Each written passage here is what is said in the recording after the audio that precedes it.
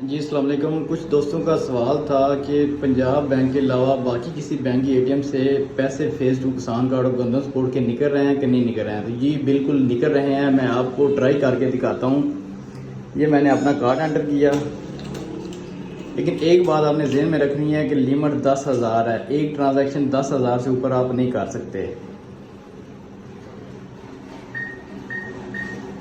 ये मैंने पिन दिया।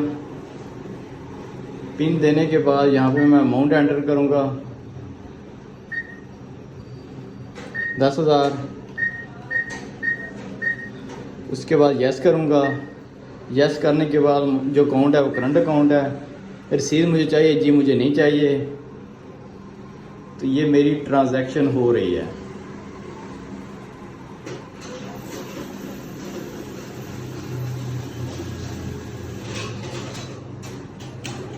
जी तो ये मेरा कार्ड बाहर आ गया और ये मेरा 10,000 रुपया बाहर आ गया है। जी कोई भी किसी किस्म का आपको मसला हो, कोई एरर आ रहा हो, तो मैंने इस पे डिटेल्ड वीडियो डाली है। मेरे अकाउंट में जाके आप चेक कर सकते हैं। उसके बाद आप चैनल को सब्सक्राइब कर सकते हैं ताकि मज़ीद किसान कार्ड के रिलेटेड वीडियो आप तक मिलती रहें। अल्लाह हाफिज़।